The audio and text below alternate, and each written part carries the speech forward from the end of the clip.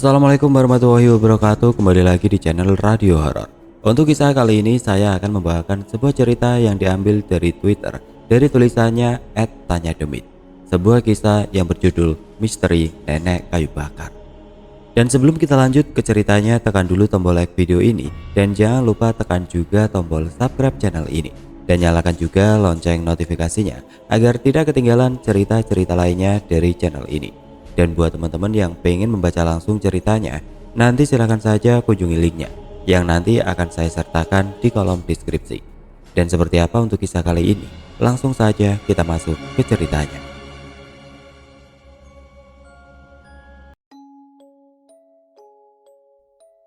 Ini adalah cerita yang dulu berkembang dan menggemparkan di salah satu kampung yang ada di lereng gunung di dekat kampungku.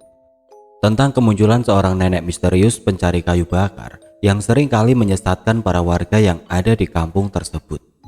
Aku mendapatkan cerita ini dari kakakku yang mendapatkan seorang suami dari kampung tersebut.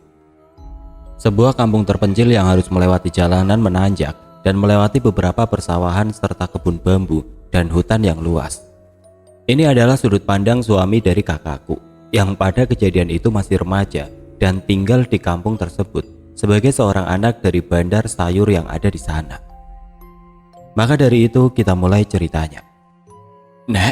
Nenek, ngapain di hutan sore-sore? Mang Ujang terlihat panik ketika dia melihat seorang nenek-nenek yang sedang tergopoh-gopoh berjalan di tengah hutan dengan kayu bakar yang digendong di punggungnya. Suasana hutan yang mulai gelap disertai dengan kabut tebal yang turun membuat Mang Ujang sedikit panik karena dia takut dengan orang yang dia temui adalah orang yang sedang tersesat. Sebenarnya ini adalah hal yang wajar melihat orang-orang yang masuk ke dalam hutan seperti mengambil kayu bakar untuk dipakai di rumah mereka. Karena pada waktu itu, kayu bakar masih menjadi pilihan bagi para warga untuk memasak di dapur daripada memakai minyak tanah. Namun melihat nenek tua dan renta di tengah hutan dengan kondisi yang mulai gelap serta berkabut, membuat Mang Ujang langsung menghampirinya dan menanyakan ke kampung mana dia akan pulang di sore itu. Dengan sebuah bambu panjang berisi air gula aren yang dia ambil di hutan dengan ijuk sebagai penutupnya yang dia sarungkan di tubuhnya, dia berlari mendekati nenek itu sambil kembali berteriak memanggilnya. Tidak lama nenek itu menoleh ke arahnya. Wajahnya yang keriput terlihat jelas, kulitnya yang pucat serta kurus, serta rambutnya yang putih membuatnya sangat memprihatinkan. Tubuhnya sudah mulai bungkuk, dengan baju kebaya yang lusuh dengan motif bunga berwarna pink kecil di bajunya, serta kain jarik berwarna coklat yang dia pakai, membuatnya Mang Ujang semakin iba. Gak ada anaknya gitu yang bantuin, sampai dia sendiri harus nyari kayu bakar sendirian, gumamnya sambil mendekati nenek itu. Ada apa cu? Jawab nenek itu sambil tersenyum. Mang Ujang yang berlari mendekati nenek itu langsung berkata di tengah kabut tebal yang menutupi mereka berdua di tengah hutan. Kalau nenek tinggal di kampung mana biar nanti aku antarkan. Nyari kayu sore-sore gini hati-hati nanti nyasar. Ini itu hutan nek. Nenek itu hanya tersenyum mendengar ucapan dari Mang Ujang. Apalagi setelah dia mengambil kayu bakar yang berat itu dari punggungnya dan dipindahkan kepada punggungnya untuk dia bawa. Mang Ujang menawarkan diri untuk mengantarkan nenek itu pulang. Dia teringat dengan almarhum ibunya yang jika dirinya masih hidup, mungkin umurnya tidak berbeda jauh dengan nenek yang dia temui di tengah hutan. Ayo nek, sama aku diantarkan pulang. Nenek itu hanya mengangguk. Mang Ujang mempersilahkan nenek itu untuk jalan duluan menembus kabut hutan yang tebal. Sedangkan Mang Ujang kini mengikutinya dari belakang dengan bambu yang berisi air aren dan kayu bakar yang digendong di punggungnya. Namun setelah itu Mang Ujang menghilang. Dia tidak pernah pulang lagi ke kampungnya menemui istri dan anaknya. Dia juga tidak pernah datang ke pengepul gula aren yang ada di kampung di hari itu. Hingga besoknya, hilangnya Mang Ujang jadi obrolan dari para pegawai bapak yang menjadi bandar sayur di kampung. Sambil memilah tomat yang ingin dipasarkan di pasar induk yang ada di kota, mereka mengobrol tentang Mang Ujang yang hingga ini hilang seperti ditelan bumi. Kalau si Ujang kemana? Selingkuh gitu ya ke istrinya yang muda, hingga hari ini dia nggak pulang, kata salah satu pegawai bapak yang sedang mengobrol dengan temannya ketika bekerja. Siapa yang mau ke si Ujang? Yang kerjanya ke hutan nyari aren, Buat makan saja susah, apalagi buat selingkuh. Balas temannya sambil memilah-milah tomat di sana. Kenapa nggak pulang-pulang? Bisa saja ke kampung sebelah, ke Janda Baru. Obrolan itu seperti menyebar begitu saja. Semua pegawai bapak di pagi itu pasti ngobrolin Mang Ujang yang menghilang hingga hari ini. Aku yang sedang membantu bapak dengan menaikkan hasil tani yang akan dijual ke pasar induk hanya bisa mendengarkan obrolan-obrolan itu. Tidak biasanya Mang Ujang menghilang begitu saja. Dia hafal seluk-beluk hutan yang ada tepat di belakang kampungku. Dia adalah orang yang paling diandalkan apabila ada warga kampung yang tersesat di hutan. Namun entah mengapa, keberadaannya kini menghilang. Selama dia hidup, hampir setiap hari dia masuk dan keluar hutan, mencari semua hal yang bisa dijual atau dia makan bersama keluarganya yang ada di rumah. Gula aren, jamur hutan, buah-buahan, bahkan anggrek hutan dia cari dan dia jual untuk kehidupannya. Sehingga akan sangat aneh apabila Mang Ujang menghilang tanpa jejak hingga hari ini. Di tengah-tengah obrolan yang serius itu, tiba-tiba bapak datang dari dalam rumah dengan sebuah buku catatan kecil yang sering kali dia pakai untuk mencatat sayuran yang sudah dipilah. Juga catatan dari petani yang menyetor hasil tani ke tempatnya. Tis, nanti setelah semua sayuran diangkut dan diantarkan oleh sopir ke pasar, kita ke rumah si Bu Ella ya. Kita bantu mereka bersama para warga lain untuk mencari Mang Ujang. Soalnya, para warga akan berangkat mencari Mang Ujang. Aku hanya mengangguk mendengar hal itu, sambil mengangkat peti tomat yang lumayan berat ke atas mobil. Aku kembali mendengar obrolan dari ibu-ibu yang ada di dekatku. Hingga tidak terasa, seluruh mobil kini telah penuh oleh sayuran yang akan dijual. Tidak lama mobil pun berangkat secara perlahan ke pasar induk untuk menjual hasil tani para warga. Dan aku pun mulai membereskan sisa-sisa sayuran yang terbuang dan membersihkannya sebelum akhirnya aku pulang ke rumah untuk membersihkan diri.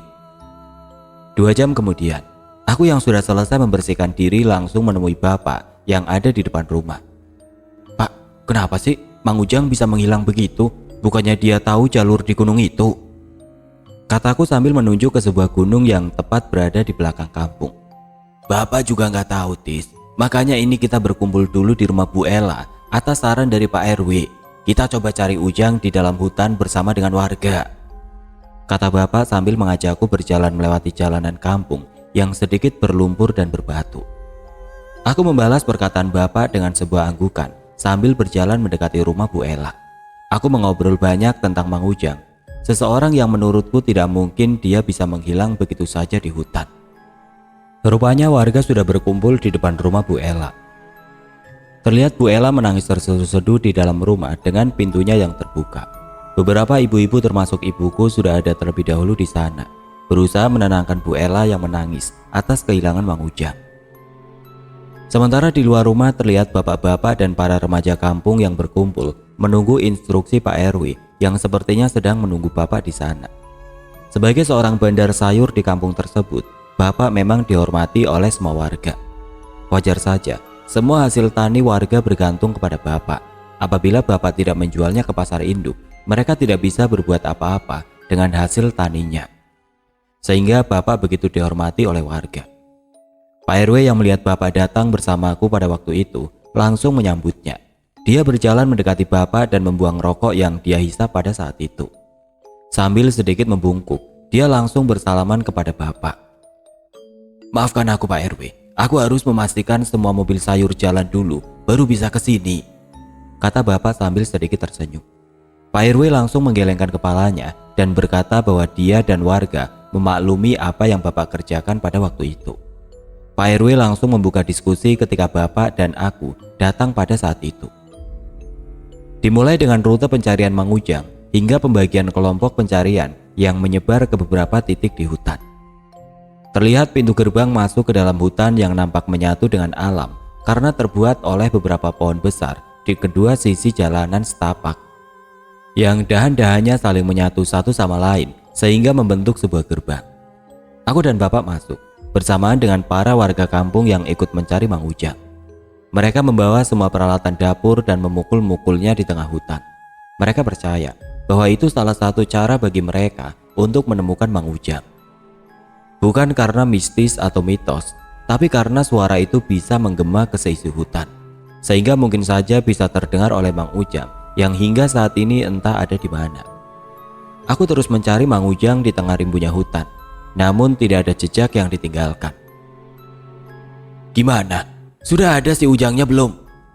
Bapak berteriak di tengah hutan. Lalu seketika terdengar suara satu ketukan keras di beberapa tempat, yang menandakan bahwa Mang Ujang belum ditemukan. Apabila Mang Ujang sudah ditemukan, mereka akan memberi ketukan beberapa kali sambil berteriak. Namun hingga waktu beranjak sore, Mang Ujang belum juga ditemukan. Pencarian kita nampaknya harus berhenti, karena kita sudah mencapai batas yang bisa kita lewati di tengah hutan. "Tis, berhenti Tis, jangan melewati lapangan itu," kata bapak sambil menuju ke arah salah satu lapangan kecil di tengah hutan. Lapangan itu terlihat biasa-biasa saja, namun ada sebuah tugu kecil yang sudah dipenuhi oleh lumut, seperti sudah dibuat selama ratusan tahun di sana. "Kenapa Pak?" "Kita sudah berada di perbatasan dengan sisi hutan yang berbatasan dengan kampung sebelah, dan kita dilarang ke sana karena di sana adalah area di mana para manusia melakukan pesugihan yang masuknya melalui kampung sebelah," jawab bapak dengan pelan. "Tapi Pak, bisa saja si Mang Ujang pulang lewat jalan sini. Apalagi dia tahu seluk-beluk hutan ini Pak." Aku mencoba untuk tetap masuk dan mencari Mang Ujang. Jujur aku tidak tega melihat tangisan Bu Ella dan anaknya ketika kehilangan Mang Ujang pada saat itu. Namun bapak menggelengkan kepalanya. Dia tetap tidak bisa mencari Mang Ujang lebih dari ini. Bahkan dia kembali berteriak untuk mendengar pendapat para warga. Jawaban mereka sama seperti bapak. Mereka tidak mau mencari keberadaan Mang Ujang lebih dari ini. Pencarian hari itu rupanya tanpa hasil. Bapak berencana akan melaporkan hal ini kepada aparat desa di keesokan harinya, agar mereka ikut membantu mencari Mang Ujang di esok hari. Agar semakin banyak orang yang mencari Mang Ujang dari pagi dengan para aparat desa. "Sekarang ayo kita pulang. Kita kembali. Yang penting kita sudah berusaha untuk mencari Mang Ujang. Namun gak ada hasil," kata bapak sambil menepuk pundakku dan membalikkan badannya untuk mengajakku pulang. Aku mengangguk. Sekilas, aku melihat tugu kecil itu kembali. Namun kali ini agak berbeda. Nampak ada seseorang yang lewat di antara pepohonan hutan. Seseorang yang bungkuk yang berjalan perlahan di belakang tugu itu. Jaraknya yang jauh membuatku secara tidak sadar berbalik dan mendekati lapangan kecil itu. Rasa penasaran akan sesuatu yang melintas di sana membuat kaki ini melangkah secara perlahan dengan kedua mataku yang terbuka lebar. Namun, "Mau kemana kamu?" kata bapak yang menarik kembali pundakku sehingga aku menghentikan langkahku pada saat itu. "Sudah bapak bilang jangan mendekati tempat itu. Ayo pulang." Aku hanya mengangguk ketika bapak mengajakku pulang untuk kembali. Aku akhirnya membalikkan badanku, namun aku sempat menoleh kembali ke tempat tersebut. Dan betapa kagetnya aku ketika aku melihat sosok nenek-nenek yang berdiri menatapku sambil tersenyum di sana. Aku tidak bisa memalingkan pandanganku ketika melihat nenek-nenek itu. Dia terlihat seperti manusia pada umumnya. Karena sinar matahari sore yang kini redup tidak terlihat, membuatnya transparan seperti cerita-cerita hantu yang aku dengar. "Tis!" Bapak kembali memanggilku, dan aku akhirnya memalingkan kembali wajahku dan membiarkan nenek itu berdiri di sana tanpa aku tahu siapa nenek itu sebenarnya. Malam pun tiba. Bapak yang merupakan bandar sayur dan Mang Ujang yang seringkali menjual hasil hutannya kepada bapak, membuat dirinya iba kepada Bu Ella dan anaknya. Dia menyuruh ibu untuk menemani Bu Ella, membawakannya makanan dan jajanan hingga Mang Ujang ditemukan. Pak RW dan beberapa warga juga melakukan hal yang sama. Mereka menemani Bu Ella sehingga rumahnya terlihat sangat ramai pada malam itu. Memang wajar, masyarakat di kampung saling membantu satu sama lain. Dan itu yang aku rasakan terhadap perlakuan warga terhadap Bu Ella. Namun berbeda denganku. Aku mempunyai tugas yang mengharuskan aku beristirahat lebih awal. Sehingga aku tidur ketika mereka semua berada di rumah Bu Ella. Karena tengah malam nanti aku akan terbangun kembali, menunggu mobil pick up yang dibawa sopir ke pasar induk untuk menerima uang penjualan sayur dan menerima sayuran dari petani di subuh nanti untuk dijual kembali ke pasar induk di keesokan harinya. Waktu terus berlalu. Tidak terasa sudah jam 1 malam. Nampak ada satu mobil yang diisi oleh Suro sebagai sopir dan Nardi sebagai kenek yang merupakan pegawai bapak, hendak pulang ke rumah untuk menyetor uang kepadaku yang menunggu di rumah. Sebenarnya ada satu mobil lagi yang dikendarai oleh Iki pada saat itu. Namun karena jam 9 malam sayuran yang dia angkut sudah terjual, jadi dia pulang lebih dulu. Tinggal satu mobil lagi yang dikendarai oleh mereka berdua yang pulang setelah sayurannya habis terjual. Perlu diketahui, jalur masuk ke kampungku ini memang sedikit agak ekstrim pada saat itu.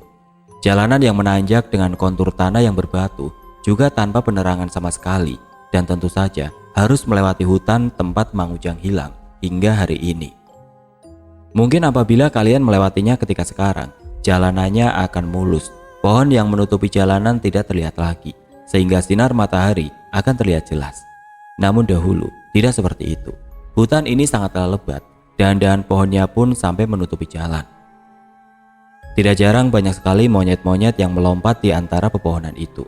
Bahkan tidak jarang ada ular pohon berwarna hijau yang sering jatuh dan menimpa manusia yang ada di bawahnya. Namun hal itu tidak berlaku terhadap sopir-sopir bapak. Lebatnya hutan tidak menyurutkan mereka untuk pulang. Karena memang sudah tugasnya mengantarkan sayuran dari petani ke pasar induk dan pulang ketika malam setelah sayuran habis terjual di hari itu. Katanya si Ujang hilang di hutan, kata Suhro yang bertanya kepada Nardi dengan tatapan yang fokus ke jalanan yang gelap sambil merokok. Nardi pun menoleh. Dia tersenyum mendengar hal itu dan menjawab dengan sedikit bercanda. Diumpetin hantu mungkin, atau sedang tapa biar kaya, jawab Nardi sambil menghisap rokok dan tersenyum kecil. Jangan begitu, kasihan Bu Ella kalau tidak pulang hingga sekarang. Obrolan tentang Mang Ujang menghiasi perjalanan mereka ketika pulang. Mereka berdua heran, Mang Ujang yang tahu seluk-beluk hutan tiba-tiba tidak pulang. Sesosok orang yang bahkan dipercaya ketika ada seseorang tersesat di hutan, kini menghilang begitu saja.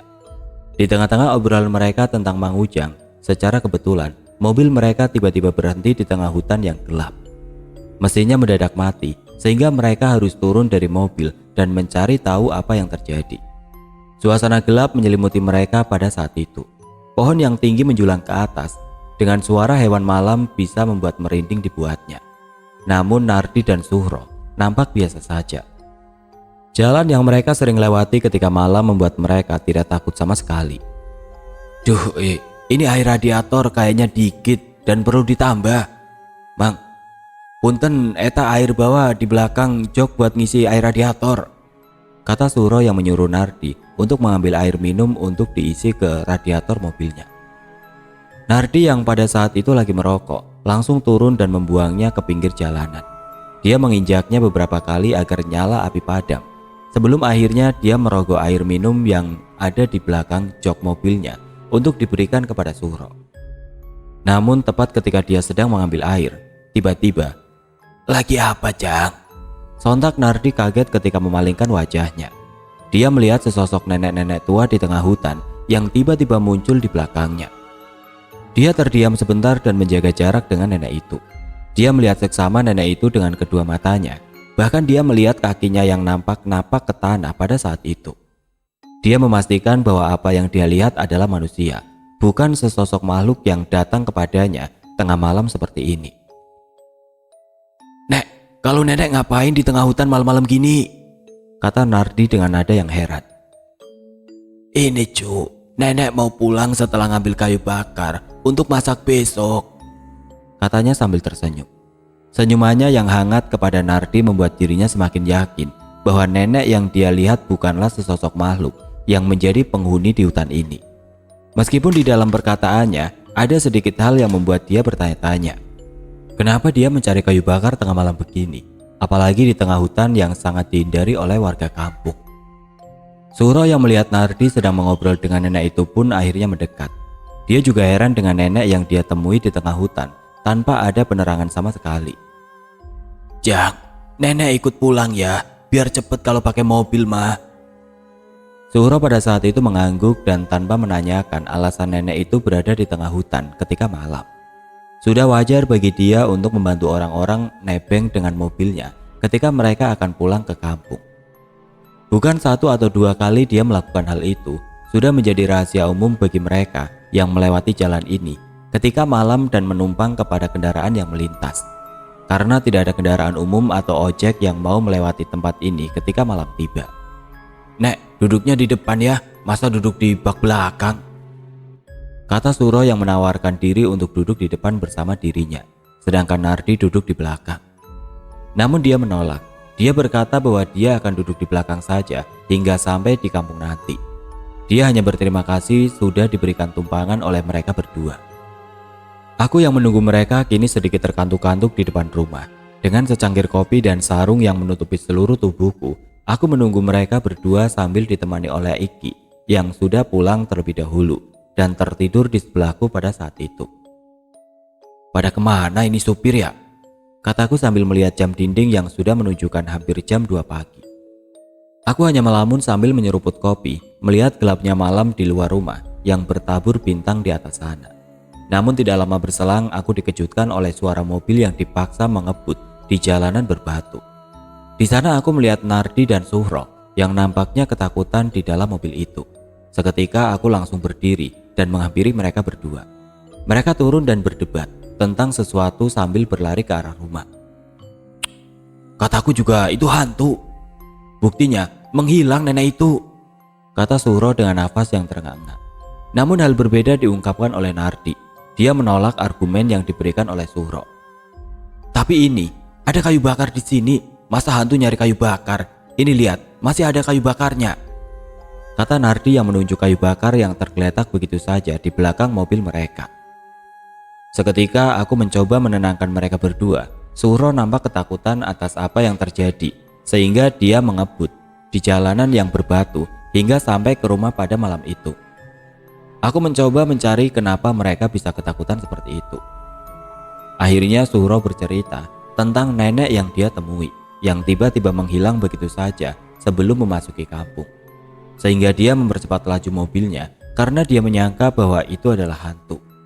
Namun Nardi sedikit ragu akan hal itu, karena dia sudah memastikan bahwa nenek yang dia lihat kakinya tidak melayang dan menempel ke tanah. Aku kembali teringat atas apa yang aku lihat di tengah hutan dengan cerita mereka berdua. Sesosok nenek tua yang aku lihat di lapangan tengah hutan yang mungkin sama dengan apa yang mereka temui tadi di hutan. Apakah ini sebuah pertanda? Entahlah, aku tidak tahu akan hal itu. Aku hanya mengambil uang sayur dari mereka dan menyuruh mereka untuk pulang dan beristirahat. Aku juga membangunkan Iki yang tertidur pulas di sana untuk pulang ke rumahnya, dan kayu bakar yang ada di mobil Suhro akan dibawa Iki untuk dipakai sebagai kayu bakar di rumahnya. Karena di antara mereka berdua tidak ada yang ingin membawa kayu bakar tersebut pulang. Aku pun memarkirkan kedua mobil itu agar gampang ketika sayuran diangkut ke atas mobil ketika pagi tiba. Sedangkan Suhro, Nardi dan Iki pulang ke rumah masing-masing yang letaknya masih berada di satu kampung denganku pada malam itu. Iki pulang sambil menggendong kayu bakar yang dia bawa, berjalan di tengah malam di sebuah kampung yang sepi dan hening ketika malam tiba. Yang ada hanyalah gonggongan anjing yang menunggu sang pemiliknya pulang ke rumah pada saat itu. Kondisi rumah pun terlihat sangat sepi karena ibu, bapak dan kedua adiknya masih tertidur pulas di sana. Dia pun akhirnya masuk ke dalam rumah dan menutup pintu. Kayu bakar yang dia bawa disimpan di dekat pintu untuk nanti dia pakai ketika ibunya memasak ketika pagi tiba. Dia tertunduk lemas di sebelah kursi di ruangan tengah. Rasa kantuknya yang begitu kuat membuat dirinya kembali tertidur di atas kursi dengan kain sarung yang dia pakai untuk menutupi tubuhnya pada saat itu. Kampung pun kembali hening. Aku yang ada di depan rumah memilih untuk memejamkan mata di luar, menunggu para petani datang sambil membawa hasil tani ketika subuh menjelang. Sedangkan Iki, dia dikejutkan oleh sebuah ketukan dari pintu ketika tepat jam 4 subuh. Sambil terkantuk-kantuk, dia melihat jam dinding yang ada di sana dan kembali bangun untuk membuka pintu itu. "Ngapain sih? Jam segini ngetuk pintu rumah?"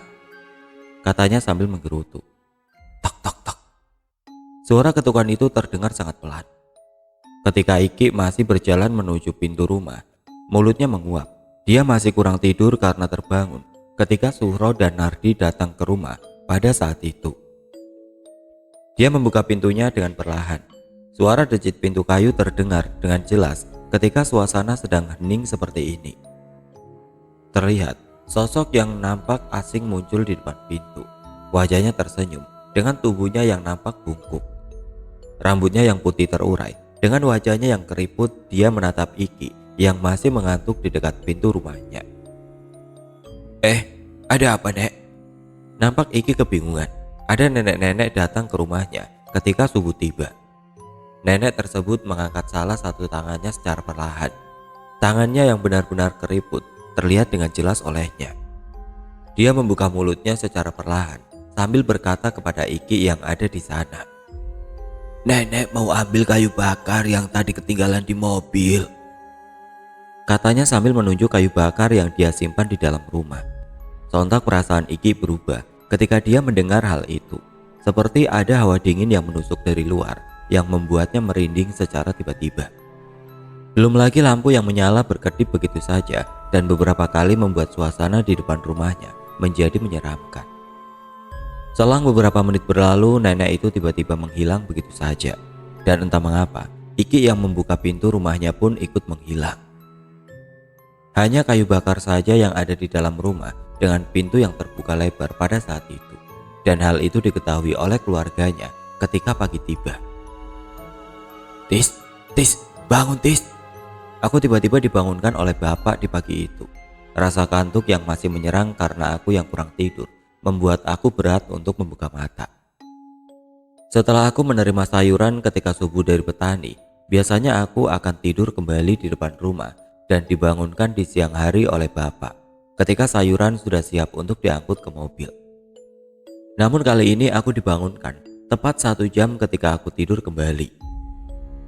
Aku diinterogasi tentang hilangnya Iki karena keluarganya datang dan menanyakan keberadaan dirinya yang kini menghilang entah kemana. Mereka bahkan membawa kayu bakar yang tergeletak begitu saja di dalam rumah sebagai bukti bahwa Iki sudah pulang ke rumah namun menghilang. Aku menjelaskan kembali tentang Iki, tentang kedatangan Suhro dan Nardi, juga tentang kejadian mereka bertemu dengan nenek-nenek di jalan yang membawa kayu bakar itu lalu menghilang begitu saja. Aku berkata bahwa Iki benar-benar pulang dan tidur di sebelahku ketika aku menunggu Suhro dan Nardi pada malam itu. Bahkan aku menyusul mereka berdua untuk memperkuat argumenku tentang Iki dan memastikan bahwa Iki sudah pulang ke rumah. Apa gara-gara nenek yang nebeng ke mobil Suhro dan Nardi ya? Tanyaku kepada bapak. Bisa jadi itu adalah pelaku pesugihan yang ada di balik hutan yang kemarin bapak bicarakan.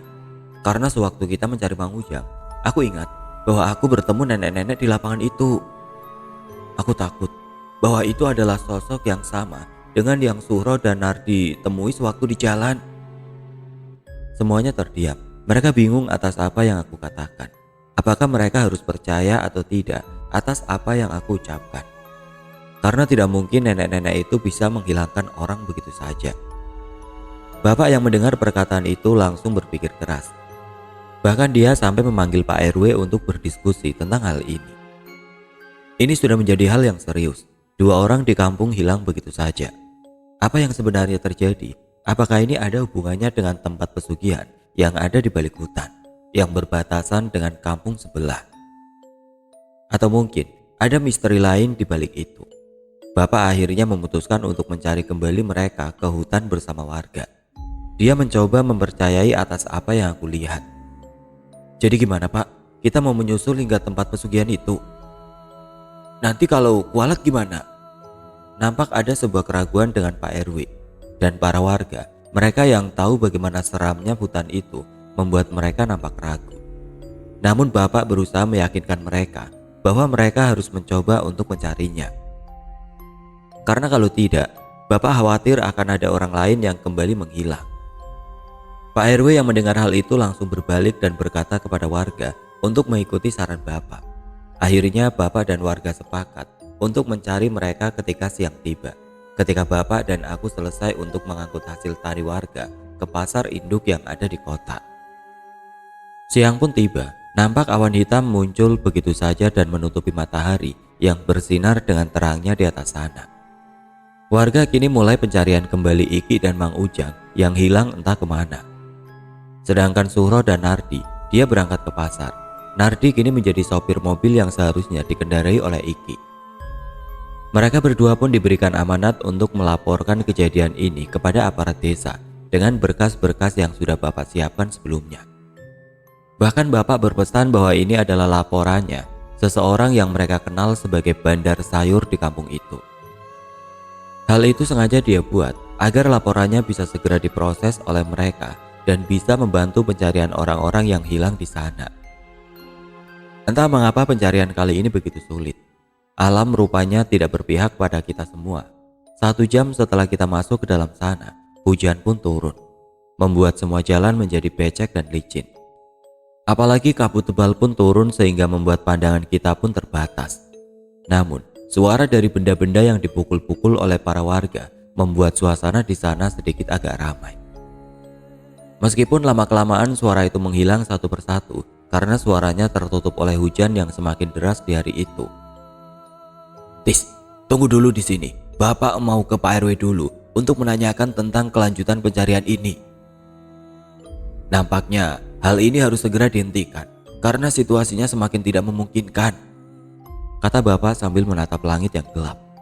Aku hanya mengangguk dengan salah satu tangan yang memegang daun pisang untuk menutupi tubuhku agar tidak basah pada saat itu. Hawa hutan ketika hujan membuat siapapun akan kedinginan, termasuk aku yang sedang berada di sini. Aku akhirnya ditinggal sendirian. Bapak kemudian berbalik dan berjalan menuju Pak RW dan salah satu warga yang letaknya tidak jauh dari sana. Dia berjalan menembus kabut hutan dan secara perlahan menghilang begitu saja di sana. 1 menit, 2 menit, 3 menit, hingga hampir 10 menit berlalu. Aku tidak menemukan tanda-tanda bahwa Bapak kembali kepadaku pada saat itu. Tubuhku semakin kedinginan karena hujan semakin deras dan daun pisang yang aku pakai kini tidak berguna lagi. Akhirnya aku berdiri kembali. Melihat sekelilingku yang penuh kabut dan hawa hutan yang terasa hening sekali sekarang. Seperti tidak ada tanda-tanda bahwa ada warga yang dekat dariku pada saat itu. Aku seperti sendirian sekarang, di tengah hutan yang lebat dan diguyur oleh hujan yang deras. Dengan perasaan dingin yang menusuk, akhirnya aku memutuskan kembali menyusul Bapak yang kini belum kembali.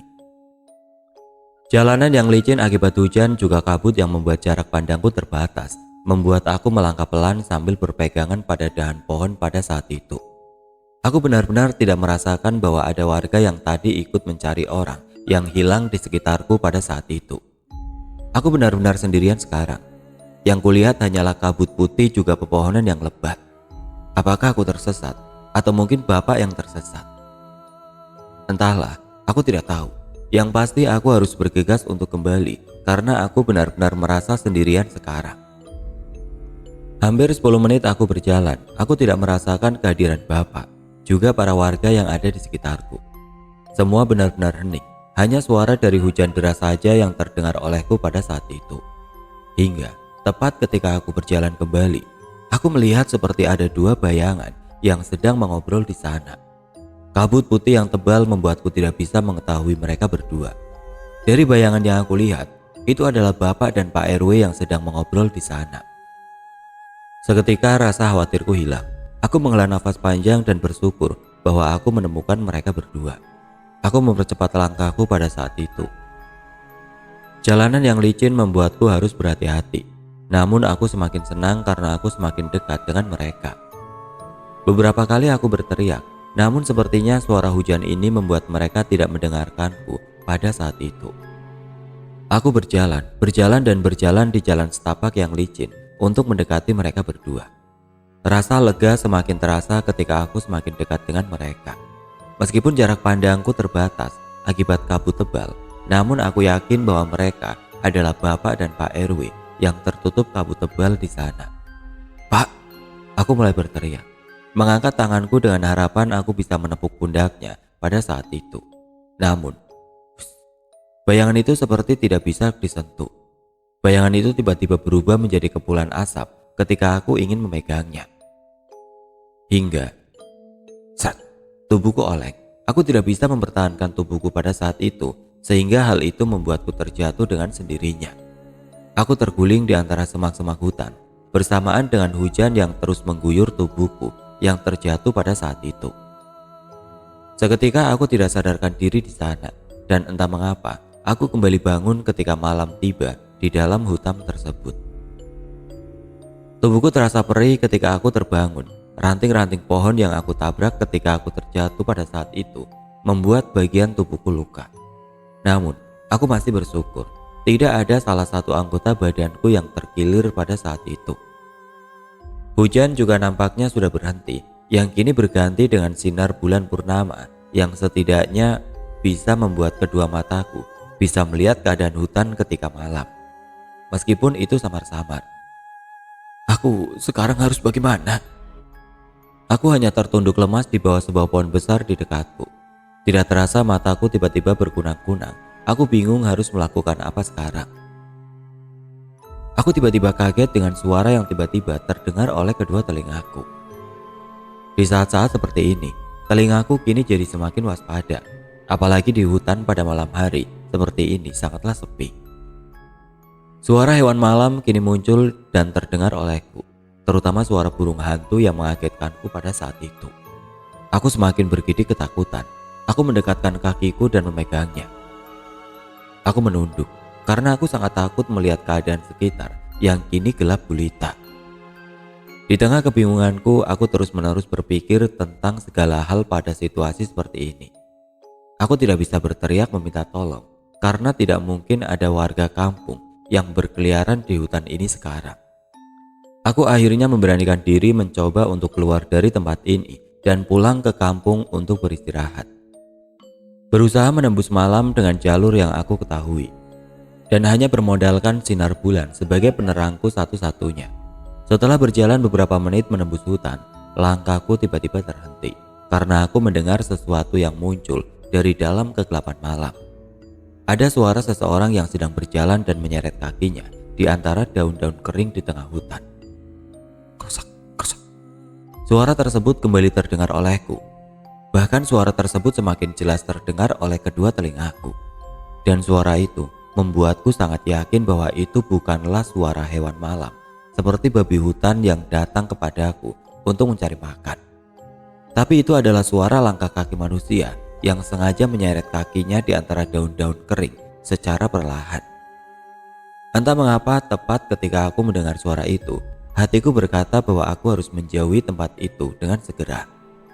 Tanpa penerangan sama sekali, aku akhirnya berjalan kembali dengan meraba pepohonan yang ada di sekitarnya. Aku melakukan hal itu agar aku tidak terjatuh akibat jalanan yang aku lewati ini penuh lumut dan berlumpur. Apalagi sinar bulan tidak sepenuhnya mampu menerangi jalanku. Pikiranku kacau, hatiku tidak karuan. Aku terus-terusan berpikir yang tidak-tidak selama di hutan ini. Namun aku harus tetap bergerak karena aku harus bisa keluar dari hutan ini dengan segera. Tidak lama aku berjalan melewati pepohonan. Akhirnya aku menemui jalanan setapak. Aku pun bisa berlari dan mengikuti arah jalan itu. Aku yakin bahwa jalanan tersebut adalah jalanan setapak yang bisa menembus hutan dan sampai di kampung. Aku terus-terusan berlari dengan rasa takut melewati jalanan setapak yang becek dan berlumpur tersebut tanpa henti. Keringat dingin kini membasahi tubuhku. Tanganku tidak henti-hentinya bergetar karena ketakutan.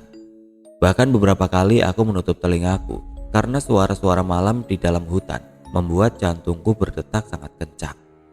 Hingga langkahku mendadak terhenti di tengah-tengah jalan setapak yang aku lalui saat ini karena sepasang mata merah tiba-tiba muncul tidak jauh di depanku bersamaan dengan bayangan hitam yang bercampur dengan gelapnya hutan pada malam itu. Apa itu?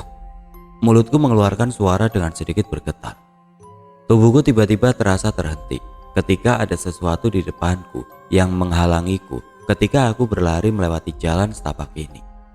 Aku kini hanya bisa terdiam dan tidak bisa menggerakkan tubuhku karena tekanan yang dikeluarkan oleh sesuatu yang tiba-tiba muncul dengan mata merahnya yang menyala di depanku.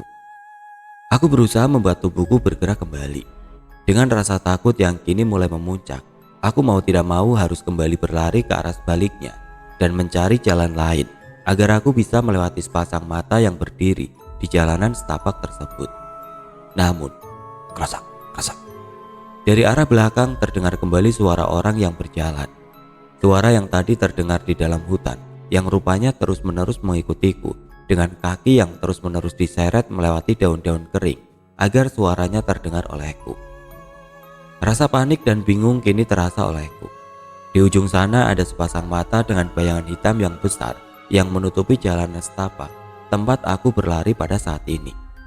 Dan di belakang sana terdengar sebuah suara langkah kaki yang mengikutiku dari belakang secara perlahan. Aku terjebak di antara keduanya, di mana di kiri dan kanan jalan setapak itu hanyalah semak-semak berduri di antara pepohonan besar yang gelap gulita.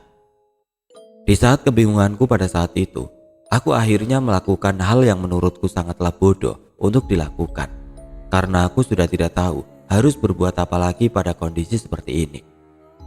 Kerusak. Aku akhirnya berlari ke arah semak hutan dan membiarkan tubuhku terkena duri tajam yang melukaiku pada saat itu. Rasa perih mulai terasa di sekitar tanganku. Aku hanya mengernyit kesakitan ketika aku sengaja membiarkan tubuhku melewati semak-semak hutan yang berduri. Aku terus-menerus berlari, melewati beberapa semak-semak yang menghalangi jalanku. Kaki, tangan, bahwa wajah kini terasa perih akibat luka yang disebabkan duri dari semak-semak tersebut. Aku mencoba bertahan dari rasa perih yang aku rasakan agar aku bisa terhindar dari sesuatu yang aku lihat tadi. Namun, ketika aku keluar dari semak-semak hutan dengan luka yang memenuhi tubuhku, aku menemukan sebuah tempat kecil yang dikelilingi oleh pepohonan hutan. Nafasku terengah-engah. Aku sedikit membungkukkan badanku untuk menahan kedua kakiku agar aku tidak terjatuh. Aku kini berada di sebuah tempat yang dilarang untuk Bapak masuki ketika aku mencari Mang Ujang. Sebuah lapangan kecil dengan sebuah tugu di ujungnya yang merupakan tempat pesugihan yang ada di balik hutan ini.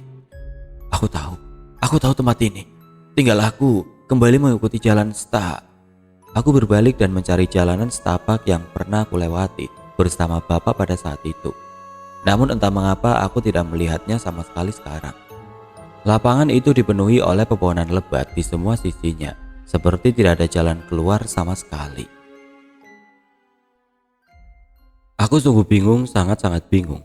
Aku harus melakukan apa untuk bisa keluar dari hutan ini. Jangan seperti orang yang linglung, mendingan bermain saja denganku. Nampak sebuah suara terdengar begitu saja di tengah hutan. Aku tidak tahu siapa dia, namun suaranya terdengar begitu jelas. Hal itu membuat detakan dari denyut nadiku yang tiba-tiba kuat dan terasa oleh tubuhku. Bersamaan dengan sebuah suara seorang wanita yang secara samar-samar terdengar olehku. Kesini, ayo main. Jantungku kembali berdetak ketika suara itu terdengar. Ketika mendengar suara wanita dengan memakai bahasa Sunda yang terdengar dengan nada yang cempreng di tengah hutan yang gelap. Aku sengaja menghiraukan suara ajakan tersebut. Tubuhku yang ketakutan hanya duduk dan menunduk, berharap suara itu akan menghilang kembali di tengah hutan setelah aku tidak merespon atas apa yang dikatakan. Namun, aku merasakan sesuatu yang aneh ketika aku mencoba menghiraukan suara tersebut.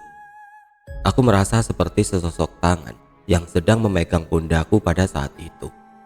Juga kuku-kukunya yang tajam terasa ketika tangan itu menyentuhku secara perlahan. Aku semakin ketakutan karena tangannya yang terasa sangat kurus dengan kuku-kuku yang panjang kini memegang salah satu pundakku dan menggerakkannya secara perlahan hingga ke arah leherku. Seret. Tangan tersebut bergerak secara perlahan. Aku yang ketakutan hanya bisa terdiam ketika tangan itu bergerak dengan sendirinya. Namun ketika tangan tersebut hampir saja menyentuh leher, plak, aku refleks menepis tangan itu. Aku langsung berlari sambil menjauhi pohon tersebut beberapa langkah. Dan ketika aku membalikan badan untuk melihat sesuatu yang memegangku tadi, aku sungguh kaget atas apa yang aku lihat.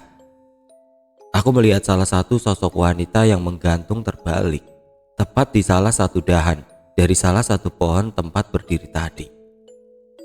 Tubuhnya menggantung seperti kelelawar, namun tidak terlihat sayap kelelawar yang terlihat di antara tangannya.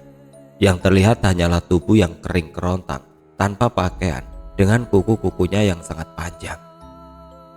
Wajahnya terkekeh-kekeh padaku, rambutnya yang panjang dan terurai hingga ke bawah. Juga wajah yang terlihat sangat kurus dengan gigi-giginya yang tajam. terlihat dengan jelas olehku pada saat itu. Kulitnya sangat pucat, seperti mayat yang baru dikuburkan. Dia kini menggeleng-gelengkan kepalanya kepadaku sambil mengangkat tangannya dan melambaikan tangannya kepadaku, seperti ingin mengajakku bermain dengannya di tengah hutan yang gelap ini. "Kenapa menjauh?" Makhluk itu kembali berbicara padaku. Bahkan kini dia tertawa dengan lepas ketika aku berdiri dan melihat wujudnya yang begitu menyeramkan. Baru kali ini aku melihat makhluk dengan kedua mataku dengan sangat jelas, dan itu tepat berada di depan mataku. Aku refleks berteriak di tengah hutan, saking kerasnya suara yang aku keluarkan, bahkan sampai membuat burung-burung yang akan tidur di dalam sarangnya mendadak bangun dan terbang menjauh. Dengan cepat aku melangkahkan kakiku lagi, meskipun rasa sakit yang perih karena terus-menerus berlari dan bekas duri yang melukai tubuhku terasa sangat menyakitkan. Tapi dalam pikiranku saat itu, aku harus segera menjauh dari makhluk yang dengan sangat jelas menampakkan dirinya kepadaku. "Mau kemana? Kan mau main, jangan kabur." Aku kembali mendengar suara dari makhluk itu ketika berlari menembus lebatnya hutan. Bahkan aku sampai beberapa kali terjatuh karena kurangnya penerangan yang menerangi jalanku dan rasa panik yang terasa olehku pada malam itu. Suara tawa yang memegahkan telinga kini terdengar jelas olehku ketika aku berlari. Meskipun tampaknya makhluk itu tidak mengejarku, namun tetap saja suara ketawanya yang sangat keras dan menyeramkan terdengar sangat jelas di telingaku. Aku terus-menerus berlari tidak tentu arah kali ini. Aku tidak peduli kemana aku akan berlari. Yang pasti, aku harus berlari lurus dengan sekuat tenaga agar aku tidak kembali ke tempat itu lagi. Hingga kurang lebih 10 menit aku berlari dengan ketakutan yang mendalam. Aku berhenti di salah satu batu besar di tengah hutan. Dan aku yakin aku tidak akan kembali ke tempat tadi lagi, karena aku tidak menemukan batu besar ini ketika aku berlari dan kembali beberapa kali ke tempat tersebut. Aku sekarang tidak tahu ada di mana. Aku tidak tahu akan bisa keluar dari hutan ini kapan. Bahkan aku tidak tahu aku akan bertahan di hutan ini sampai pagi tiba atau tidak. Apakah ini yang dirasakan oleh Mang Ujang dan Iki yang kini menghilang di tengah hutan? Gumamku sambil merasa kecapean pada saat itu. Aku benar-benar bingung, sedih, takut, dan pasrah akan keadaan ini. Akhirnya aku menyandarkan tubuhku ke arah batu tersebut dan berharap tidak ada makhluk yang menampakkan dirinya lagi di tengah hutan. Apalagi malam semakin larut, dan itu adalah waktu yang pas untuk mereka memunculkan dirinya. Dengan tubuhku yang sangat kelelahan, aku akhirnya menenderkan tubuhku di dekat batu tersebut untuk sekedar beristirahat. Namun rupanya teror yang aku alami belum selesai. Aku kini melihat setitik cahaya kecil di antara pepohonan hutan dan bergerak mendekatiku secara perlahan. Kersak, kersak. Aku hanya menggelengkan kepala sambil tersenyum pasrah akan situasi yang aku alami sekarang. Bahkan aku sedikit memukul-mukul batu yang ada di belakangku, saking pasrahnya akan kondisiku saat itu. Ya Tuhan, makhluk apa lagi yang ada di depanku itu? Aku yang sedang menyender tepat di sebuah batu besar di tengah hutan, kini melihat titik cahaya tersebut terbang dan melayang di antara pepohonan hutan dari kejauhan. Terdengar lagi suara seseorang yang sedang berjalan, diiringi dengan titik cahaya yang terlihat sedang melayang ke sana kemari di antara pepohonan hutan yang lebat tersebut. Apakah itu Bapak yang membawa obor untuk menjemputku? Tidak mungkin Bapak menjemput membawa lampu minyak. Aku kini menggelengkan kepala. Pikiranku sangatlah kacau pada saat itu. Rasa lelah dan ketakutan yang menghantui pikiranku membuat aku tidak bisa berpikir jernih. Jadi, siapa yang membawa cahaya itu? Titik cahaya yang tadi terlihat dari kejauhan secara perlahan-lahan mendekat dan mendekat. Aku yang sudah bingung ketika menebak cahaya tersebut, secara spontan berteriak ke arahnya. Siapa kamu? Mau apa kamu kesini? Aku berteriak dengan sekuat tenaga, dengan harapan dia menjawab teriakanku dan memastikan bahwa itu adalah manusia. Namun tidak ada jawaban yang membalas teriakanku, sehingga tiba-tiba aku berpikir bahwa cahaya itu bukanlah cahaya dan sebuah langkah kaki dari manusia. Jujur, aku takut akan hal itu. Dengan nafas yang masih terengah-engah dan tenaga yang hampir habis, aku kini berusaha menjauh cahaya tersebut. Namun kaki dan tubuhku tampaknya sudah mencapai batasnya. Aku sudah sangat capek dan sudah tidak mampu lagi untuk berlari. Untung saja di belakang batu tersebut ada sebuah celah kecil yang seukuranku. Aku dengan susah payah mencoba untuk masuk ke dalam celah kecil itu, meskipun harus merangkak mundur agar masuk ke dalamnya. Di tengah-tengah kepanikan, aku kini melepas bajuku. Meskipun hawa dingin semakin terasa menusuk kulit ketika aku melepas baju, namun aku sengaja melepasnya untuk menutupi celah kecil itu dengan bajuku, agar aku tidak ditemukan sesuatu yang mendekatiku pada malam itu. Dengan tubuh yang menggigil akibat hawa hutan yang dingin ketika malam tiba, aku menunggu dan menunggu di dalam celah kecil hingga aku merasa bahwa aku sudah aman. Mungkin sekitar 20 menit aku menunggu di dalam sana, hingga akhirnya aku kembali keluar secara perlahan. Baju yang aku pakai untuk menutupi celah kecil itu, aku pakaikan kembali ke tubuhku yang kini menggigil kedinginan, dan secara perlahan mengeluarkan kepalaku sambil melihat ke sekeliling di belakang batu tersebut. Sepertinya sudah aman. Secara perlahan aku akhirnya merangkak dan keluar dari celah kecil itu. Namun aku masih tetap waspada, karena mungkin saja dia kembali muncul di suatu tempat di hutan ini. Dan benar saja. Lagi apa, Cuk? Sebuah tangan tiba-tiba menepuk pundakku dari belakang ketika aku sedang berdiri di belakang dan menghadap ke arah batu besar tersebut. Aku tiba-tiba kaget, langsung membalikkan badan dan melihat salah satu sosok yang membuatku sedikit berteriak. Jangan takut, Cuk. Ini nenek. Tadi nenek lihat cucu sedang berlari di hutan ini ketika nenek sedang mencari kayu bakar untuk masak. Jangan lari, soalnya nenek itu bukan makhluk yang nakut-nakutin, Cuk. Sesosok nenek tua itu muncul dengan wajah yang penuh keriput dan rambut yang tampak putih dan berantakan. Dia memakai baju kebaya yang sudah kotor dan berdebu, juga kain jarik berwarna hitam, dan tidak memakai alas kaki sama sekali. Rupanya sebuah titik cahaya yang aku lihat sedang mendekatiku secara perlahan adalah obor yang dibawa oleh nenek tersebut. Dengan sedikit bungkuk, nenek itu terus-menerus berkata bahwa aku tidak boleh takut dengan dia, karena dia bukanlah makhluk yang menyeramkan yang aku temui tadi. Wajahnya penuh senyum. Tidak ada wajah menyeramkan seperti makhluk yang berwujud wanita yang aku temui beberapa waktu yang lalu. Apakah ini nenek yang muncul di depan Suruh dan Nardi, sehingga ada rumor bahwa nenek inilah yang membuat Mang Ujang dan Iki menghilang? Rasanya tidak mungkin, karena aku bisa melihat bahwa dia adalah manusia. Aku langsung berpikir tentang rumor yang menyebar ketika Iki dan Mang Ujang menghilang. Namun aku tidak bisa mengiyakan tentang rumor itu ketika aku bertemu dengannya di tengah hutan seperti ini. Kenapa, Cuk? Lamunanku tiba-tiba buyar ketika nenek itu bertanya kembali. Dia tersenyum seperti layaknya seorang nenek kepada cucunya pada saat itu. Aku langsung membalasnya dengan senyuman dan menggelengkan kepalaku pada saat itu. Ini, Cuk, minum dulu lahangnya. Nenek yakin pasti capek, katanya sambil menyodorkan sebuah bambu kecil berisi air gula aren untuk aku minum. Terima kasih, Nek, kataku sambil menerima bambu kecil itu. Sebuah cairan air gula aren yang langsung diambil dari pohonnya langsung masuk ke dalam tenggorokanku. Rasa segar dari minuman itu membuatku yang sedang capek dan letih sedikit terobati. Kasihan sekali cucu nenek di tengah hutan sendirian. Bentar, Nek, nenek ini siapa? Kataku yang tiba-tiba memotong ucapan nenek tersebut dengan penuh pertanyaan. Nenek itu hanya mengangguk dan tersenyum. Dengan tubuh yang sedikit bungkuk, nenek tersebut hanya mengambil bambu yang sudah aku minum isinya sambil berkata, nanti saja nenek jelaskan di jalan ya, Cuk. Kita ke tempat aman dulu ya.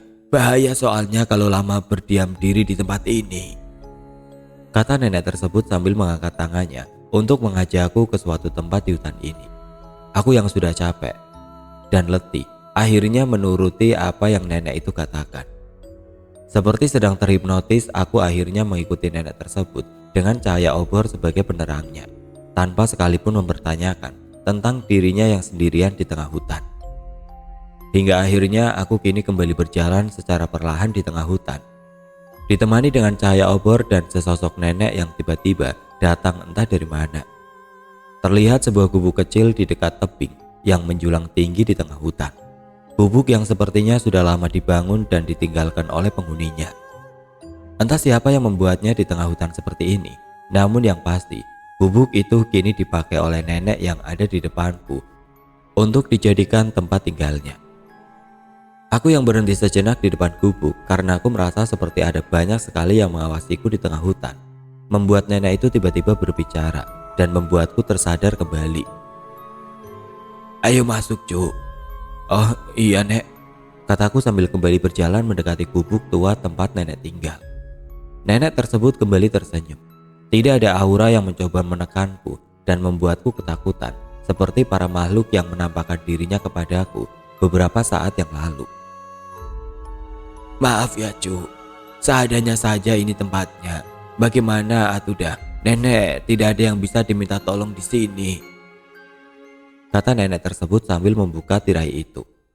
"Iya, nggak apa-apa, Nek. Malah aku ngerepotin nenek kalau ikut menginap hingga pagi tiba," kataku sambil ikut masuk ke dalam gubuk kecil itu. Gubuk itu terlihat sangat sederhana, hanya terdiri dari beberapa ruangan kecil yang menyatu menjadi satu. Ada satu ruangan besar ketika aku masuk, dengan banyaknya tumpukan dari tumbuhan hutan yang nenek simpan di ujung ruangan, juga sebuah tikar yang tampak usang dan berlubang di banyak sisi. Di belakangnya ada ruangan kecil yang disebut goa, yaitu sebuah gudang kecil sekaligus dapur tempat nenek tersebut mengolah semua makanan hutan untuk dia makan setiap harinya. Tidak ada barang-barang yang sering kita temui di kampung, tidak ada lemari pakaian, tidak ada jam dinding, bahkan tidak ada jendela di gubuk tersebut. Namun nenek tersebut dengan cekatan membuat barang-barangnya sendiri dari kayu untuk keperluannya. Bahkan mungkin nenek itu sampai harus berjalan ke balik hutan di mana tempat pesugihan itu berada untuk bertahan hidup. Karena di dalam gubuk itu ada gelas kaca bekas kopi pahit, nampan kuningan bekas menaruh semua sesaji buah-buahan dan kembang 7 rupa. Namun kenapa baru kali ini rumornya ada ya? Apakah tidak ada warga kampung yang pernah melihat dirinya di tengah hutan? Hal itu seperti terbesit olehku. Namun entah mengapa pikiran itu hilang begitu saja ketika nenek itu kembali berkata kepada aku, "Istirahat dulu di sini ya, Cu. Tidak ada yang berani masuk ke sini seperti yang tadi menampakkan dirinya. Jadi cucu jangan khawatir." Aku yang duduk di sana akhirnya bertanya tentang identitas nenek tersebut, karena aku merasa mempunyai utang budi kepadanya. Kalau nenek itu siapa namanya, Nek? Karena aku dari tadi nggak tahu nama nenek siapa." "Siapa tahu nanti ketika pagi tiba, aku pasti akan kembali mencari nenek, karena sudah membantuku dan memberikan tempat beristirahat di malam ini, Nek," kataku sambil malu-malu di hadapan nenek tersebut. Namun nenek tersebut hanya menggelengkan kepalanya. Dia seperti tidak ingin mengatakan namanya kepadaku pada malam itu. Perutku tiba-tiba berbunyi. Sudah beberapa jam aku belum makan apa-apa selama berada di hutan ini. Nenek tersebut sepertinya mengerti tentang apa yang aku butuhkan saat ini. Dia hanya tersenyum, lalu secara perlahan berdiri dengan tubuhnya yang sudah renta dan bungkuk.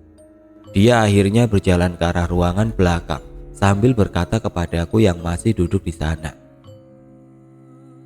"Cucu, diam dulu di sini ya. Nenek ke belakang dulu. Cucu pasti lapar. Kita bikin makanan seadanya ya, Cu." Aku merasa malu ketika suara perut yang lapar ini terdengar oleh nenek tersebut. Bahkan dia dengan sangat baik ingin membuatkan aku makanan. Alhasil aku hanya bisa mengangguk tanpa sekalipun menatap wajah nenek tersebut karena aku sangat malu akan keadaanku pada saat ini. Tidak lama terdengar suara-suara seseorang yang sedang memasak dengan percikan-percikan api dari tungku yang menyala dan terlihat dari sela-sela dinding ruangan yang bolong karena usia. 10 menit berlalu aku yang duduk dan melihat ke sekeliling gubuk tersebut akhirnya mencium suatu bau yang enak dari arah belakang. Dan tidak lama nenek tersebut datang dengan nampan bekas sesaji dan potongan daging hewan di atasnya. "Ini masih ada sisa daging babi hutan, Cu. Maaf takutnya cucu tidak suka, tapi ya mau gimana, cuma ada ini di sini," kata nenek tersebut sambil menyodorkan itu di depanku. Jujur seumur hidupku aku belum pernah memakan babi hutan. Apalagi ada larangan dari tradisiku yang tidak memperbolehkanku menyantap daging-daging hewan buas yang bertaring di dalam hutan. Namun daging tersebut terlihat sangat enak. Mungkin gara-gara tubuhku sangat lelah dan kini kondisi tubuhku sangat lapar, sehingga aromanya membuatku ingin sekali menyantap daging itu.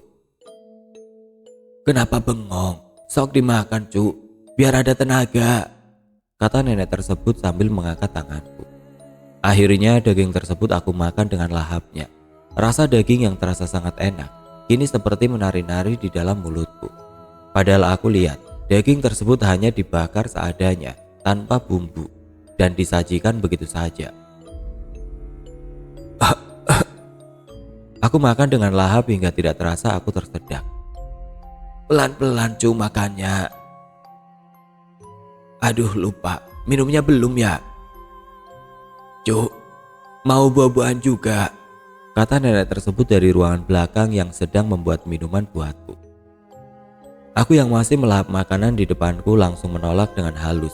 Dia sangat baik hingga mengeluarkan semua yang disimpan di ruang belakang dan membiarkan aku memakan semua makanan tersebut. "Gak apa-apa nek, gak usah repot-repot. Ini sudah cukup," kataku dengan sedikit malu-malu menjawab perkataan nenek tersebut.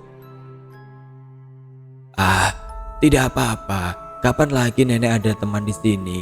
Tidak apa-apa. Ini buah sekalian aja buat cucu. Nanti nenek tinggal metik lagi di hutan." Nenek tersebut berbicara sambil berjalan secara perlahan ke arahku.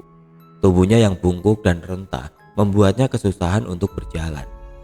Dengan sebuah gelas kecil berisi air dan sebuah mangkuk kecil berisi buah-buahan yang dia bawa dan disajikan kepadaku pada malam tersebut.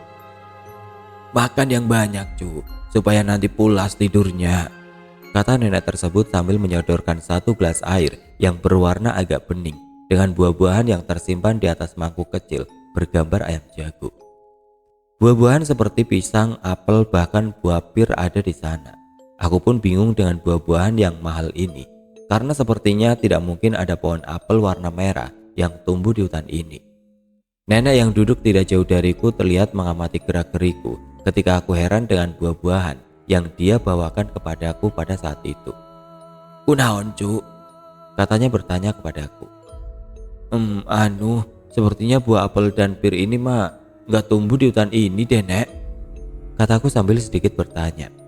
Aku bukannya tidak menghargai nenek tersebut, namun semuanya terasa janggal. Tidak mungkin ada buah-buahan yang mahal yang hanya dijual di kota muncul di hutan ini. Nenek tersebut tiba-tiba kembali terkekeh kecil. Jujur aku sedikit merasa ketakutan ketika nenek tersebut terkekeh-kekeh. Wajahnya yang keriput dengan rambut putih dan cahaya lampu minyak yang menyinarinya membuatku bergidik dan merinding ketika mendengar tawanya. "Buah-buahan itu nenek baru bawa kemarin dari manusia yang datang ke hutan terus melakukan ritual," sambil menunjuk ke tempat pesugihan yang diceritakan oleh bapak. "Sok dimakan ya, nenek mau keluar dulu ya Cu. Nenek mau ambil kayu bakarnya yang ketinggalan Cu. Lupa belum dibawa oleh nenek." "Cucu mah di sini saja ya, aman kok. Tidak ada makhluk yang akan masuk ke tempat ini Cu." Nenek tersebut kemudian kembali berdiri, keluar dari gubuk itu dan meninggalkanku sendirian di sana. Lebih baik aku habiskan saja makanan yang disajikan padaku untuk menghormatinya.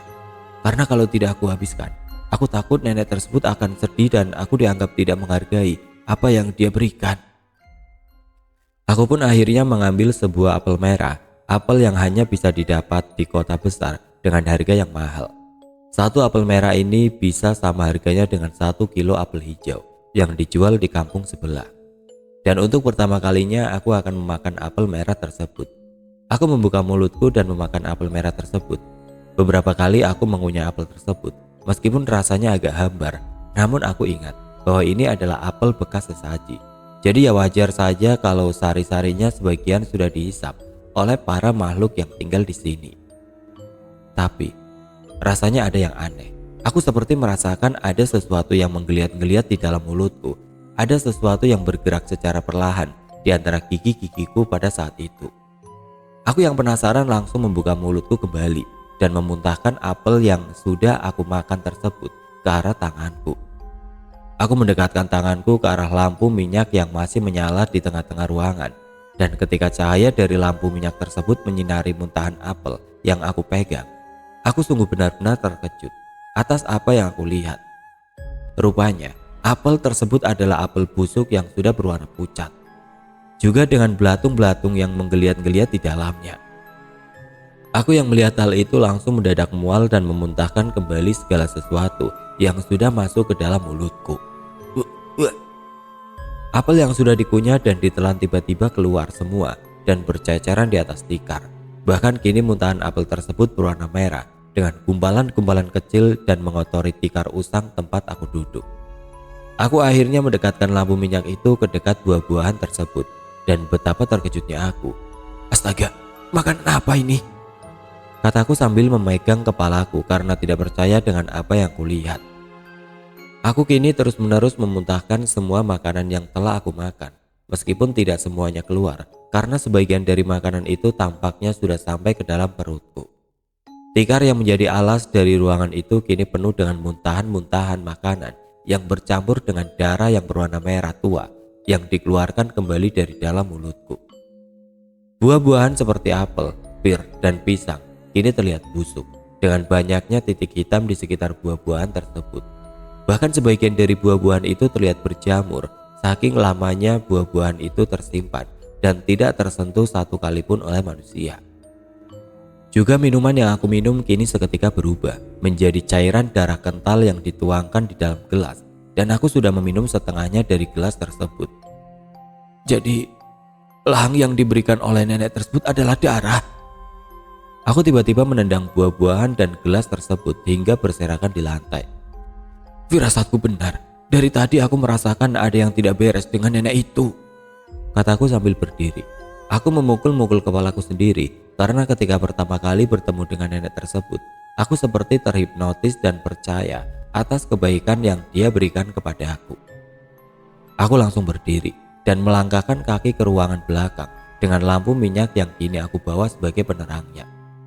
Buah-buahan busuk yang aku makan kini berserakan di ruangan tempat aku duduk, dan aku injak ketika aku melewatinya.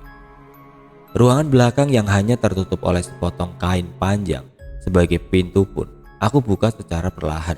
Sebuah kain putih yang tampak sangat kotor dan berdebu dengan banyaknya bekas gigitan rayap ke segala sisinya membuat kain putih tersebut tidak utuh lagi. Dengan perlahan tanganku akhirnya membuka kain putih itu, dan aku pun berjalan ke dalam ruangan kecil yang menjadi tempat nenek tersebut memasak makanan yang tadi disajikan kepada aku. Dan ketika aku membuka ruangan tersebut, aku semakin jijik dan menutup hidungku atas pemandangan yang aku lihat di ruangan belakang itu. Seekor bangkai babi hutan yang sudah membusuk kini terlihat di atas meja ruangan tersebut. Babi hutan yang sudah terpotong di beberapa bagian membuatku ingin muntah kembali. Bau busuknya sangat-sangat menyengat, sehingga ketika aku semakin mendekat, aku mengangkat kerah bajuku yang kini tampak kusam dan mendekatkannya ke arah hidung, agar aku tidak bisa mencium busuk yang menusuk itu. Banyak sekali bahan makanan yang sudah busuk di dalam sana. Sayuran kering yang menggantung di atas tungku, buah busuk yang tersusun rapi di salah satu sudut ruangan, juga banyaknya potongan daging hewan yang membusuk secara bersamaan, seperti bangkai babi yang aku lihat tadi. Aku panik.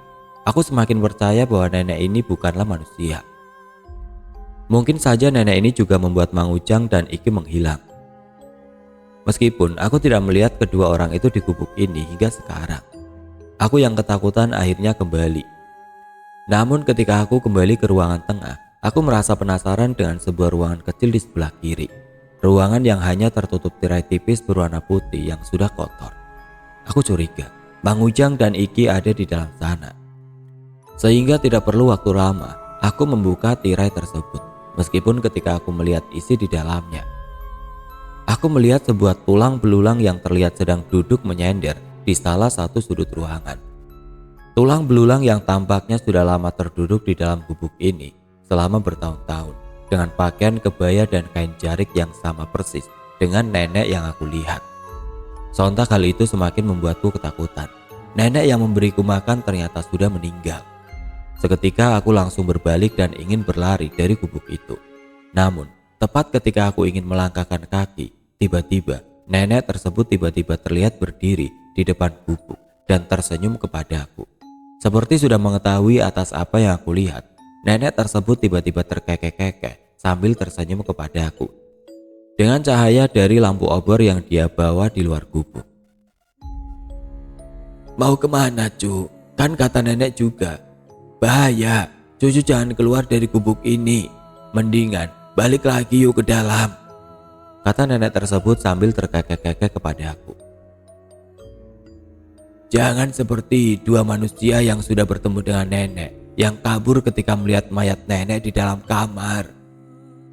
Ketika aku melihat nenek tersebut sekali lagi dengan seksama, aku seperti melihat salah satu tangannya yang membawa obor terlihat busuk. Bahkan cahaya dari obor itu bisa membantuku melihat ada makhluk kecil yang menggeliat seperti belatung di dalam tangan yang busuk itu. Nenek tersebut kembali terkekeh-kekeh di depanku. Aku yang sudah mengetahui bahwa sosok di depanku ini bukanlah manusia, melainkan wujud dari salah satu makhluk yang menyerupai nenek yang sudah meninggal di dalam gubuk. Aku langsung berbalik dan berlari kembali ke dalam, mencoba berlari ke arah ruangan belakang dan keluar dari sana. Aku berlari dengan sekuat tenaga ke ruangan belakang. Rasa takut, rasa khawatir dan rasa gelisah yang tadi hilang kini muncul kembali di pikiranku. Namun, "Mau kemana, cu? Kan sudah nenek kasih tahu, sudah istirahat saja di dalam." Tubuhku mendadak kaku dan berhenti, tepat ketika aku membuka kain penutup yang menjadi pintu belakang dari gubuk tersebut. Aku hanya berdiri dan terdiam karena nenek itu menghalangi jalanku dengan tangan yang kini sedang memegang obor dan ranting-ranting pohon yang dia bawa di tangan kanannya. Dia hanya terus-menerus tertawa dan menyuruhku untuk berdiam diri di dalam gubuk. "Jangan keluar, bahaya. Mendingan di sini saja nemeni nenek," katanya sambil berjalan perlahan mendekatiku. "Enggak, ini enggak benar. Aku harus mencari jalan lain agar bisa keluar dan menjauh dari gubuk ini." Nenek tersebut kini semakin mendekatiku. Langkah kakinya berjalan sangat pelan karena mungkin ranting-ranting pohon yang dia bawa untuk dijadikan kayu bakar terasa berat untuk dia bawa sendirian. Semuanya hanyalah ilusi yang sengaja makhluk itu perlihatkan agar aku terjebak di dalamnya. Prak! Sebuah panci aluminium yang berisi darah hewan tiba-tiba jatuh ke tanah karena tersenggol olehku ketika sedang berlari dari depan gubuk, sehingga membuat darah yang kental itu berceceran di mana-mana. Aku yang masih berlari sudah tidak peduli lagi dengan jatuhnya benda-benda tersebut, karena pikiranku pada saat itu adalah bagaimana caranya aku bisa keluar dari gubuk ini dan menyelamatkan diri. Namun, "Mau kemana, cu? Kan sudah nenek kasih tahu, sudah istirahat saja di dalam." Tubuhku tiba-tiba mendadak kaku dan berhenti, tepat ketika aku membuka kain penutup yang menjadi pintu belakang dari gubuk tersebut. Karena tepat di depanku, kini terlihat nenek itu lagi, dengan wajah yang kini lebih menyeramkan, karena obor yang dipegang sengaja didekatkan ke wajahnya. Aku yang sudah bingung karena terus dihalangi oleh nenek tersebut, akhirnya menjawab atas apa yang dia katakan kepadaku. Aku sepertinya harus cepat-cepat pulang, Nek," kataku dengan penuh rasa takut. Iya pokoknya aku harus pulang, Nek. Meskipun aku harus berlari di tengah hutan malam-malam," kataku yang bingung harus menjawab apa di depannya. Nenek tersebut tiba-tiba terdiam ketika aku menjawab hal tersebut. Wajahnya yang awalnya terlihat jelas karena cahaya dari obor yang dia bawa menyinari dari dekat, kini menunduk di depanku. Namun ketika wajahnya menunduk, dia kembali tertawa dan terdengar olehku dengan suara tertawanya yang sedikit berbeda dibandingkan suara tertawa yang terkekeh-kekeh yang tadi aku dengar. Ketika aku masih belum mengetahui apa yang terjadi di dalam gubuk itu. Prak! Ranting pohon yang dia bawa untuk dijadikan kayu bakar tiba-tiba dijatuhkan ke tanah, bersamaan dengan suara tertawanya yang berbeda dari sebelumnya. Nenek itu kembali tertawa, meskipun suaranya kini sudah berbeda menjadi sebuah suara laki-laki dengan nada yang berat. Dan ketika dia berbicara, secara perlahan dia mengangkat kembali wajahnya dan memperlihatkan wujud aslinya kepada aku. Wajah nenek itu tiba-tiba berubah. Keriput-keriput yang ada di wajahnya kini berubah menjadi benjolan-benjolan yang bernanah dan memenuhi wajahnya. Bahkan beberapa benjolan tersebut sudah busuk dan mengeluarkan bau yang tidak sedap.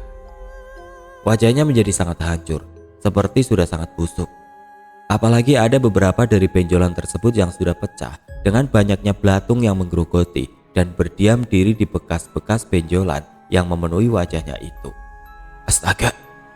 Pikirku yang kaget melihat sosok nenek yang berubah jadi mengerikan. Aku yang sudah tidak sanggup lagi untuk berteriak hanya bisa terdiam dan membujur kaku di depan makhluk tersebut. Dan makhluk tersebut hanya tertawa dengan keras di depanku ketika memperhatikan wujud aslinya. Temenin nenek ya cu. Wujud tersebut masih mengaku bahwa dia adalah nenek yang sudah menjadi tulang belulang di dalam gubuk.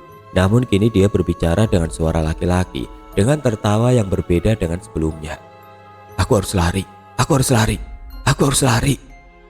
Aku kembali masuk ke dalam dan berharap bahwa makhluk itu tidak lagi muncul di pintu depan. Bahkan aku berencana melemparkan lampu minyak yang dari tadi aku bawa ke arah makhluk tersebut apabila dia kembali muncul di depan sana. Namun setelah aku membuka kain yang menjadi penutup pintu depan di gubuk tersebut, aku hanya melihat banyaknya pepohonan hutan yang sangat gelap dan sunyi. Juga tidak terlihat banyaknya mata merah yang ada di sela-sela pohon tersebut. Entah sudah berapa jam aku berdiam diri di gubuk ini.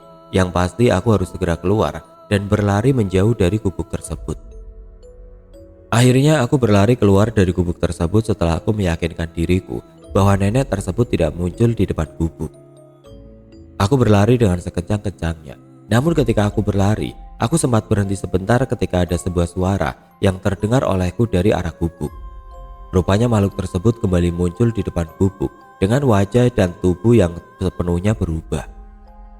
Dia kini berdiri tegak, tidak bungkuk seperti ketika dia mewujudkan dirinya menjadi sesosok nenek yang aku temui tadi. Sambil tertawa kecil, makhluk itu berkata kepadaku ketika aku berlari menjauhi gubuk tersebut. Nenek tidak akan mengejar cu, silakan saja berlari dari gubuk ini. Aku berlari meninggalkan gubuk itu hingga ke tengah hutan. Aku takut, tubuhku bergetar hebat. Bahkan kepalaku benar-benar pusing sehingga aku sempoyongan ketika berlari. Entah mengapa semakin lama berlari, kedua kakiku tidak bisa menahan tubuhku sendiri. Rasa capek yang begitu kuat serta rasa kantuk yang terasa berat membuat tubuhku oleng dan ambruk begitu saja di sana. Entah apa yang terjadi selanjutnya, namun beberapa waktu berlalu. Aku dikejutkan oleh suara gonggongan anjing yang ada di dekatku. Kesadaranku perlahan kembali. Aku membuka mata dan yang pertama kali aku lihat, aku secara ajaib tidak berada di dalam hutan, melainkan ada di depan pintu masuk hutan dengan sinar matahari yang sangat terik. Nampak banyak sekali orang yang berlari menghampiriku. Seketika aku mencoba untuk bangun, namun rasa sakit dari luka terjatuh ketika malam masih terasa olehku. Luka-lukanya masih belum mengering, bahkan bajuku yang basah karena hujan masih terasa.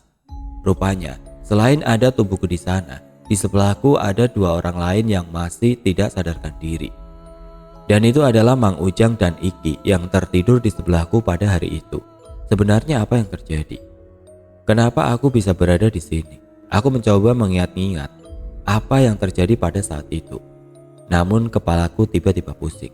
Apalagi dengan gonggongan anjing dari aparat desa yang terus-terusan menggonggong ketika menjemput kita bertiga yang rupanya hilang pada saat itu.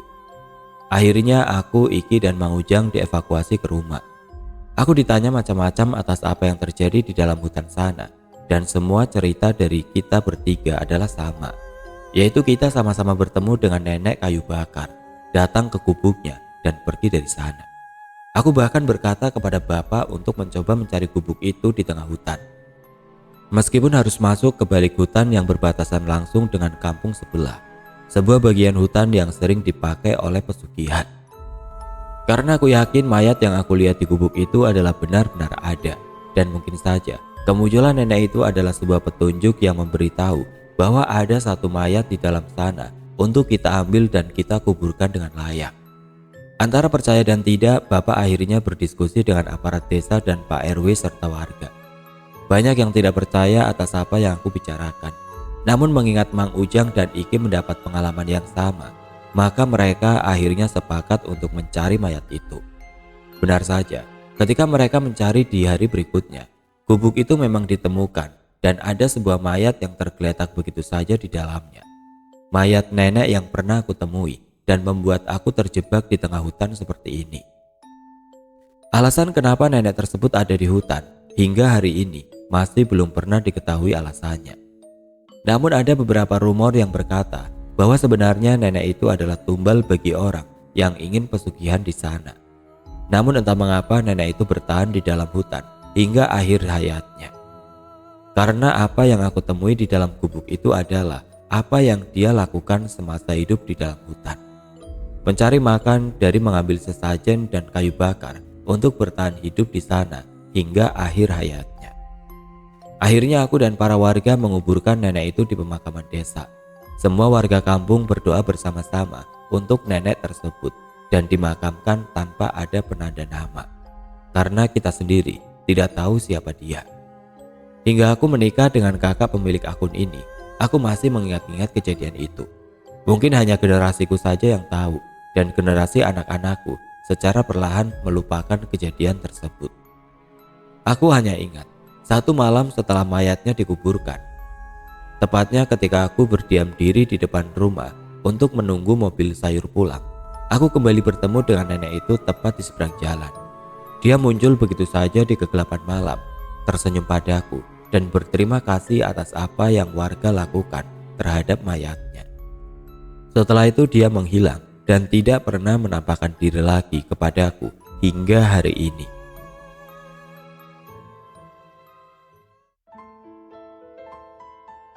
Oke teman-teman, sekian untuk kisah kali ini. Bagaimana menurut kalian tentang kisah ini? Tulis komentar kalian di kolom komentar.